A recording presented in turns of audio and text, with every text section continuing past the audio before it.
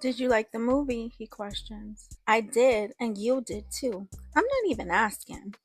Yeah, it was funny. I roll my eyes playfully. You trying to play Dr. Doolittle, and you like it. We start trying to ease out of the theater. I'm gonna call our cab back, he says, as we walk down the stairs. Okay. As we stroll through the theater to find a payphone. So, do I say thank you? He asks. For what? I look at him with genuine confusion. You coming to the movies with me. I should say thank you. You paid for everything. He shrugs. It's just money. Well, thank you for treating me to the movies. I had a nice time. He slightly blushes. I did too. You could tell Yamir was more shy than he may admit out loud. It's not a bad thing. He attempts to grab my hand but misses, and I feel his fingers brush mine.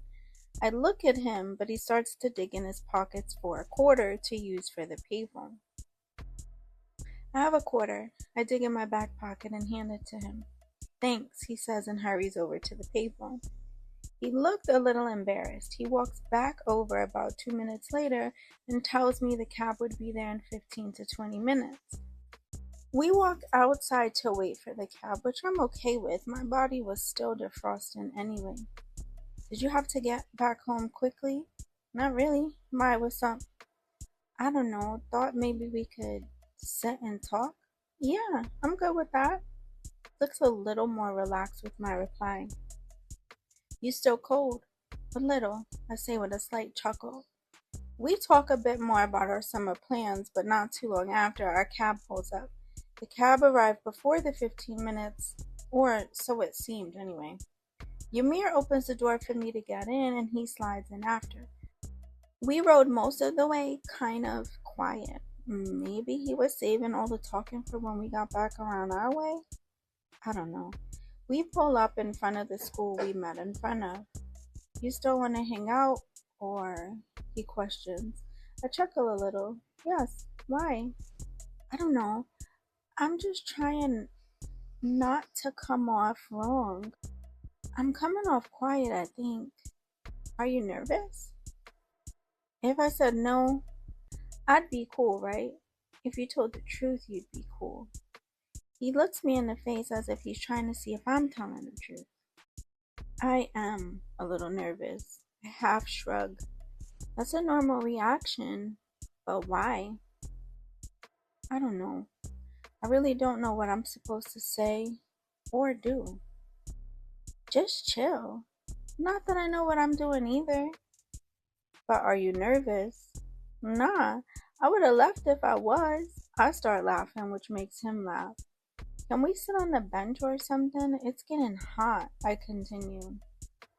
Oh, yeah, but could you walk with me to my house real quick? I gotta make sure Tate is still with my sister. You have a sister? We cross the street and start walking down the block directly across from the school. Yeah, she's 5. Oh, same age as my brother. I think they're in the same class. Your brother's name is Sharif, right? Yeah, I say.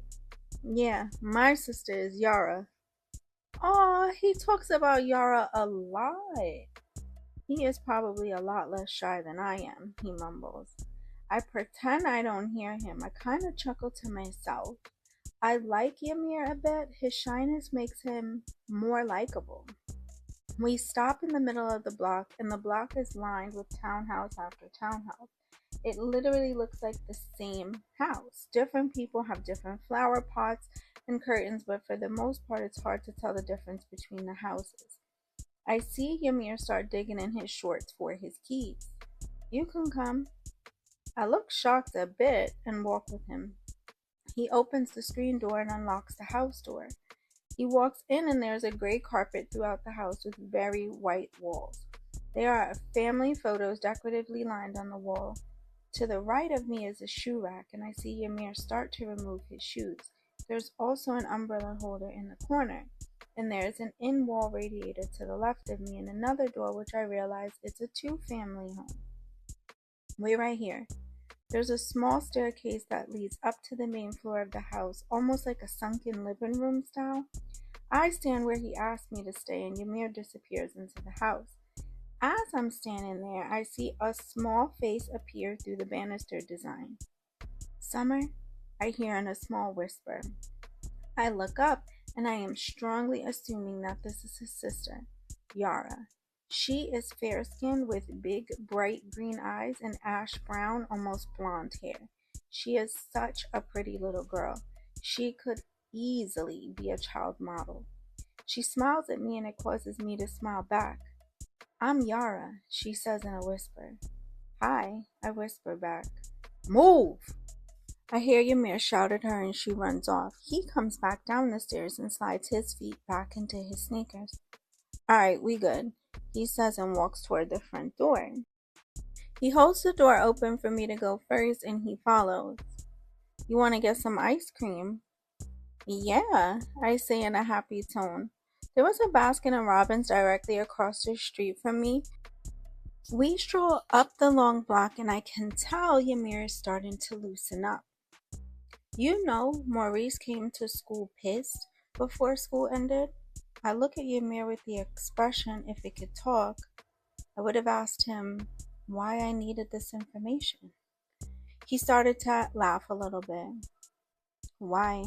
I asked to keep engaging. Not that I cared. He was asking if I saw you. If you saw me? I was genuinely confused about where this was going. Yeah, he was pressing me on if we was on some talking shit. Huh? Why? I don't know. I think for a second.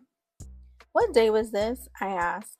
Before school ended, like 2 weeks, I think.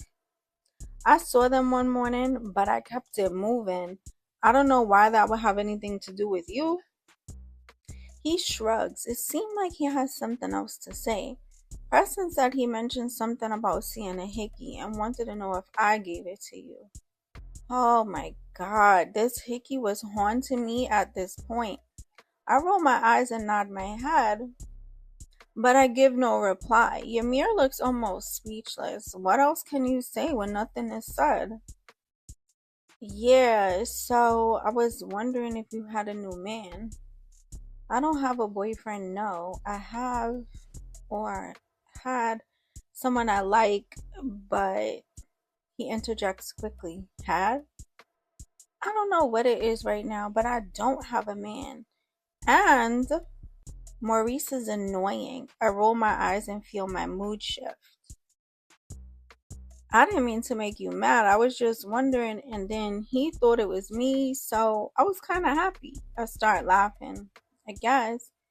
Obviously, you got a lot of niggas after you, and he thought it was me. I shrug. I guess. Maurice really needs to relax. It doesn't matter who it is, it will never be him. He is not my type, and I don't know which way to say it. I try to be polite, but running down on people? Wow. We get to Baskin and Robbins, and the store is in a railroad design in the shape of an L. To the right of us was the ice cream freezers. The menus were along the same side affixed to the wall. The register was along the back wall. We order our ice cream. Chocolate chip cookie dough is my favorite. Simple but yummy at the same time. Yamir got regular vanilla, soft serve. We sit down at a table near the back of the store and there's some silence again. I eat my ice cream slowly and kind of gaze off to the side. I hear the bell that's on the front door jingle, meaning the door was pulled or pushed open. I turn around to look over my shoulder and see Maurice walks in.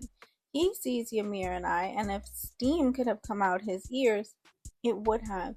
He flings the door back open and walks out. I shake my head and turn back to eating my ice cream. You and him was ever something? I start laughing.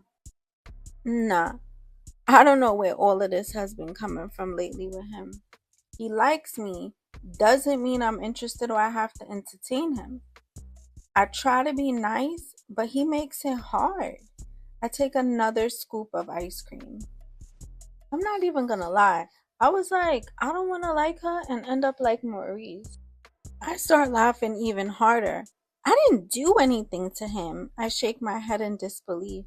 Ymir finally started to warm up and our conversation was flowing. We finished our ice cream and then we were kind of at a standstill. I was across the street from my house, but we really didn't have anything to do other than go back to the park. He did mention he had to get back to his sister before Tate started complaining.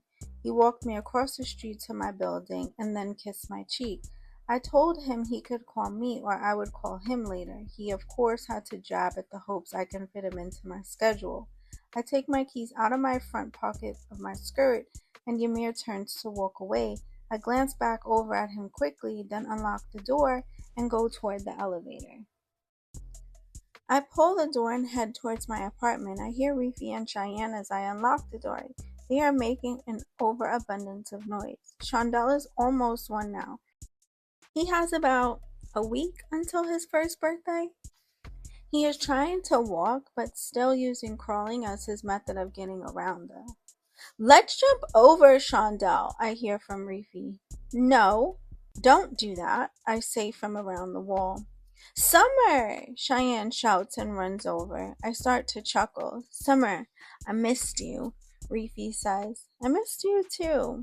I walk into the living room to pick up Shondell. He's all drooling gums. You need some teeth, I say, smiling as I put him into my arms. He starts to laugh and gums my chin. I don't know if you are kissing me or biting me. Probably both, my mom chimes in from behind me.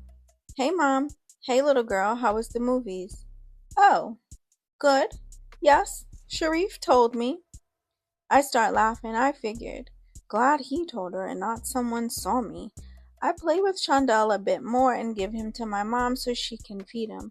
I go to my room and change into some sweats. I should have asked my mother if she was cooking, and I don't feel like getting back up. I'll wait to see if I smell anything.